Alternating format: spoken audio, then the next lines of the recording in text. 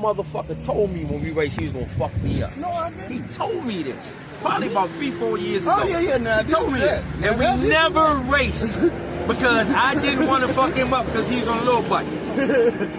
But then I didn't realize that he was going to stay little and get on a big bike. And so I just got fucked up. After he said he was going to do it, the first race, it's our first time racing, he fucked me up. I'm okay with it.